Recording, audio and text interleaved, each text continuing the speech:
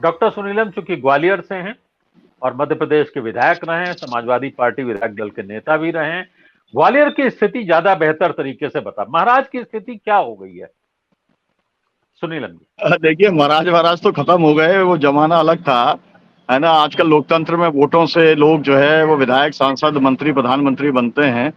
लेकिन वो महाराज कहलाना पसंद आज भी करते हैं, ये वाली बात एकदम साफ है। और अगर कोई बिना महाराज कहे और बिना पैर छुए, और वहां के तो कई मंत्री ऐसे हैं जो साष्टांग दंडवत करने का काम करते हैं, और हर बार जो है वो साष्टांग दंडवत करते हैं, और उनका फोटो जो है सब अखबारों के अंदर छपता है, इसको वो पसंद करते हैं।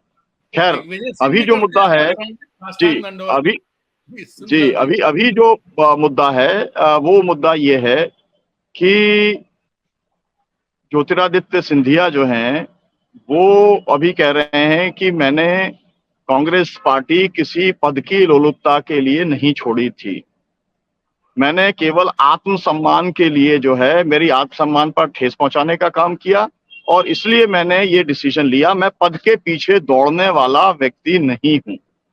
असल में वो भारतीय जनता पार्टी के अंदर बहुत ज्यादा कॉर्नर हो गए हैं, और क्योंकि ग्वालियर के अंदर वहां पर बहुत बड़े बड़े नेता हैं, 5-6 बड़े लीडर हैं जो कि केंद्रीय मंत्री हैं, राज्य के अंदर बहुत प्रमुख हैसियत रखने वाले हैं, तो वहां पर दो भारतीय जनता पार्टी चलती है, एक महाराज भाजपा चलती है, और एक जो भाजपा है शिवराज सिंह चौहान की या मोदी जी की भाजपा है।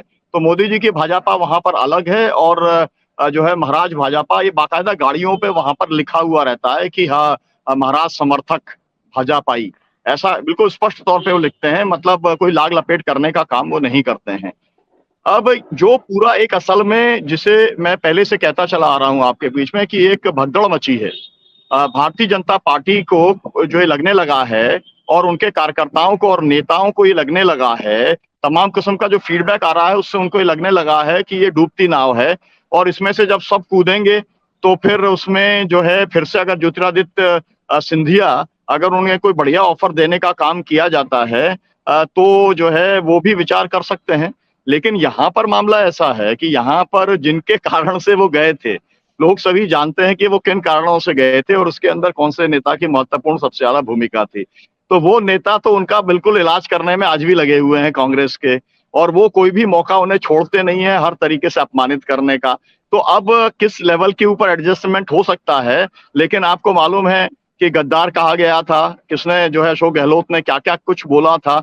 आपको याद है कि वहां पर छत्तीसगढ़ के अंदर क्या क्या बोलने का काम किया गया था टीएस सिंहदेव को लेकर के, कि किसके साथ मिलकर के क्या कर रहे हैं भूपेश बघेल की सरकार के खिलाफ। लेकिन तो अगर कांग्रेस पार्टी अगर सबको एडजस्ट कर सकती है, तो इनको भी एडजस्ट करने की बात अगर वो सोचती होगी, और इस तरीके का कोई मूव अगर चल रहा होगा, तो उसके लिए एक सकारात्मक सिग्नल देने का काम जो है उन्होंने किया है कि भाई इज ओपन जो है। अब इसमें भारतीय जनता पार्टी को के अंदर ये एकदम जो है दो किस्म की राय है। एक तो राय ये है कि ये चेहरा एंटी इनकम्बेंसी के कारण से शिवराज सिंह चौहान का चेहरा बदलना ही पड़ेगा, आप पहले नहीं बदलोगे तो आपको बाद में बदलना पड़ेगा।